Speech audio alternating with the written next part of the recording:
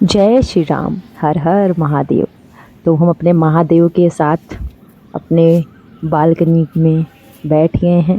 ये मेरा छोटा सा बगीचा जहाँ पक्षियों की मधुर आवाज़ जो मुझे बहुत मोहित करती हैं। और यहाँ पे मैंने थोड़े से विचित्र किस्म के चंदन अपने सर पे लगा लिए हैं। कोई बात नहीं, हमारा जो सनातन है वो भी थोड़ा इसी तरह फैला हुआ है, समेटने की ज़रूरत है। तो ये देखिए, ये हमने गंगा जी से गंगा जल मंगवा लिया है।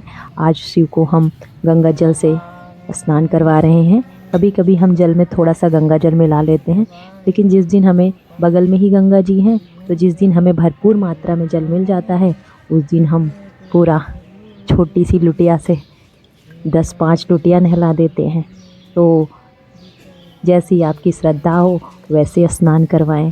और इसके पश्चात हम जल के पश्चात दूध से स्नान करवाएंगे। दूध के पश्चात हम दही से स्नान करवाएंगे। हाँ, लेकिन एक बात का ध्यान दीजिए, जिस चीज़ से भी स्नान करवाइए, जैसे अभी मैं दूध से स्नान करा रही हूँ, तो तत्पश्चात इससे इन्हें जल से स्नान करवाएं ताकि वो शुद्ध हो जाए, दूसरी वस्तु ग्रहण करने के लिए तैयार हो जाएं। तो अभी ये जल से फिर से देखिए, जल से अभिषेक करा रही हूँ मैं। तो जल स्नान के बाद दही से स्नान करवाऊंगी। कहते हैं सुख समृद्धि के लिए शिव भगवान को दही से स्नान करवाइए। तो दही से स्नान कराना थोड़ा सा, छोटी शिवलिंग में आप सफाई का विशेष ध्यान दीजिए और ज़्यादा से ज़्यादा जल का प्रयोग करिए। दही में थोड़े से मक्खन होते हैं, तो जो सफ़ेद रंग की शिवलिंग है उसको धुतला कर सकते हैं। तो इसमें मिश्री रगड़िए ताकि ये स्वच्छ हो जाए। तो अभी मैं देखिए शहद से स्नान करवा रही हूँ। अगर आपको किसी प्रकार की रोग है, बाधा है, महादेव से चाहते हैं कि वो आपको उससे मुक्ति दें, तो आप शहद से स्नान करवाइए।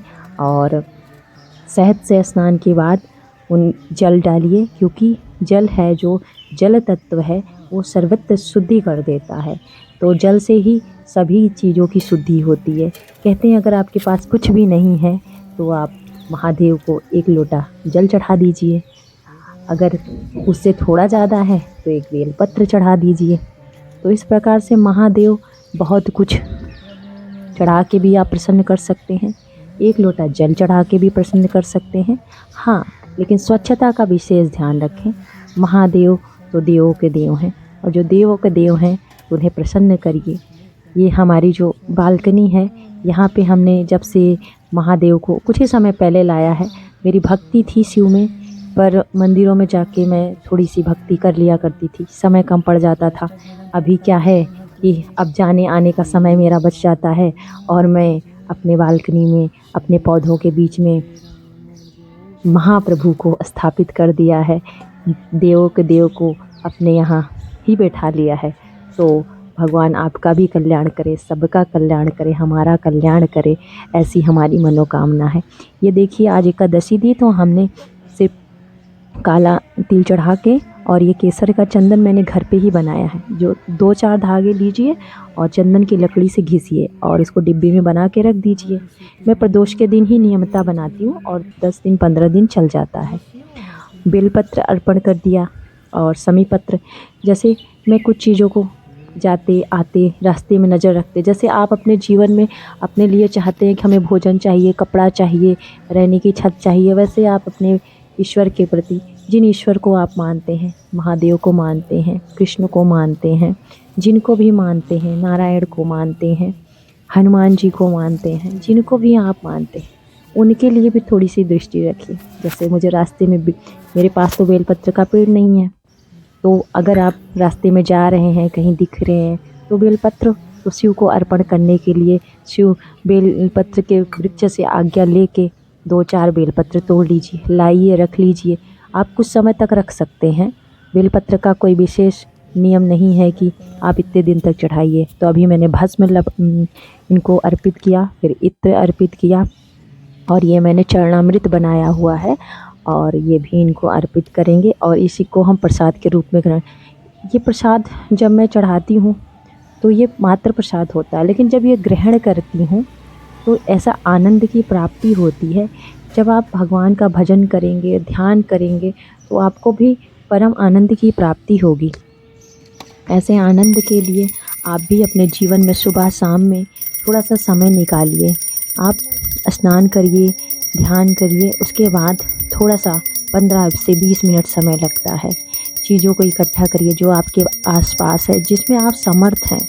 बहुत बड़ी चीज़ नहीं करनी है। मेरे पास तो समी का वृक्ष भी नहीं लगाया है अभी मैंने अपने बगीचे में। तो मैं जाती हूँ सड़क से, जब भी गुजरती हूँ तो रास्ते में मुझे मिलता है। मैं समी के वृक्ष को प्रणाम करती हूँ, देखती हूँ कि शनिवार का दिन नहीं है तो मैं वहाँ से कुछ पत्तियाँ तोड़ लेती हूँ और फिर उसको रख लेती हूँ। फ्रिज वगैरह में रख लीजिए या फिर पन्नी में भर के रख लीजिए, तो वो कुछ दिनों तक चल जाता है। तो अभी मैं आरती कर रही हूँ। तो इन सब चीज़ों को करके आपको बहुत आनंद की प्राप्ति होगी। और मेरे बगीचे में जो भी फूल है, ये अपराजिता का पुष्प मैंने आज चढ़ाया हुआ है, तो 2-4 पुष्प मिल जाते हैं। कभी गुलाब का तो बहुत कम ही मिल पाता है।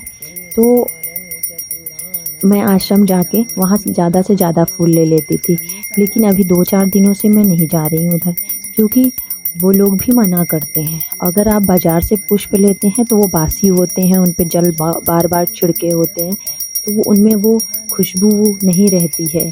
आप चाहते हैं कि भाव से चढ़ाएं, एक ही चढ़ाइए, भाव से चढ़ाइए, ताज़ा पुष्प चढ़ाइए। हाँ, बेल पत्र हुआ, समी पत्र हुआ, इनको आप बहुत समय तक रख सकते हैं। 11 दिन तक बेलपत्र शुद्ध माना जाता है। समी पत्र की तो और ही महिमा है महाराज। तो आप लोग ये देखिए, मैं अपनी घंटी को लेके, एक लकड़ी का आसन जो पुस्तक के लिए लेके, उस पे अपना आरती पढ़ रही हूँ। तो ये आनंद की है। सनातन हमारा हमें आनंद देता है। आप लोग भी सनातन की तरफ मुड़िए। अपने लिए जो आप इतनी बार जन्म लेके मनुष्य जीवन पाए हैं, तो शिवत्व की प्राप्ति के लिए, इसीलिए हम बार बार भटकते रहते हैं। हमें इस जीवन में कभी भी चाह ख़त्म नहीं होती है। क्यों नहीं ख़त्म होती है? क्योंकि जो शिवत्व है उसको हम नहीं प्राप्त कर पाते हैं।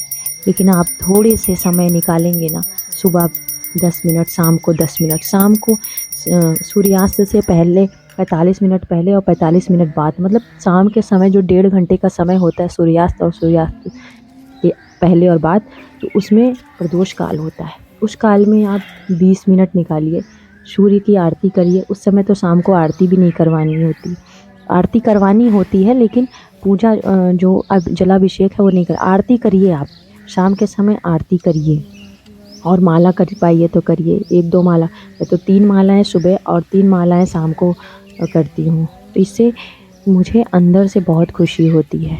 तो इस तरह से आप कुछ नहीं तो इस महान कलयुग में जो खड़ा है हमारे सामने, उसके सामने आप थोड़ा सा ध्यान भजन करके शिव की तरफ मुड़ सकते हैं और शिव आपको एक उत्तम मार्ग दिखाएंगे। आप कर्म करिए, बहुत कर्म करिए, धन कमाइए, बहुत कमाइए, अच्छे कर्म करिए, अपने जीवन को बदल दीजिए।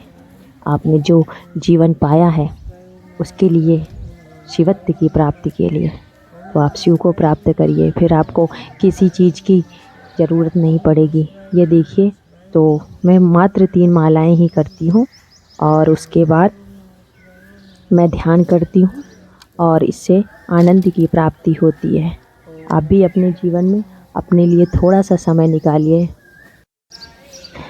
ये मैंने बगीचे में आप तुलसी के पौधे लगा सकते हैं, छोटे मोटे फूल लगा सकते हैं। मैंने तो दूब भी लगा रखी है, तो दूब से शिव जी को चढ़ाना और गौरी गणेश को चढ़ाना, दिए को दूब चढ़ा देती हूँ, दिए को भी फूल चढ़ाना।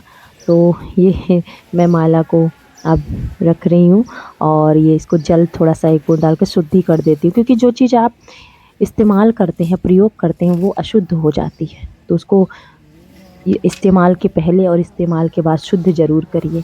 भाव रखिए, भाव, ईश्वर भाव के भूखे हैं। प्रेम रखिए, स्नेह रखिए, करुणा रखिए, दया रखिए। तो सभी जीव जंतुओं के प्रति दया रखिए। माया से थोड़ा परे चलिए, आगे बढ़िए। आप अपने जीवन में परम समृद्धि को प्राप्त करें, लेकिन जो आपके उच्च कर्म हैं उन्हें भी करिए। उसके लिए बहुत कम ही समय निकालिए, 20 मिनट निकालिए। निकालना तो बहुत था, लेकिन कम ही निकालिए। अभी देखिए, ये मैं आसन पे बैठी हूँ और आसन का धन्यवाद करने के लिए, पृथ्वी माता का धन्यवाद करने के लिए। बैठी तो मैं 3rd फ्लोर पे हूँ, लेकिन पृथ्वी माता के धन्यवाद के लिए मैं आसन के नीचे 3 बार जल छोड़ के ये मुझे शिव की आराधना के लिए स्थान दिया। ईश्वर की कृपा है मुझ पे कि मुझे ये कर्म करने को, इतना उत्तम कर्म करने का अवसर मिल रहा है। तो आप सब लोग खुश रहिए, प्रसन्न रहिए, आनंद में रहिए। महादेव आप पे कृपा बनाए रखें। आप जहाँ भी रहें प्रसन्न रहें। हर हर महादेव। जय श्री राम।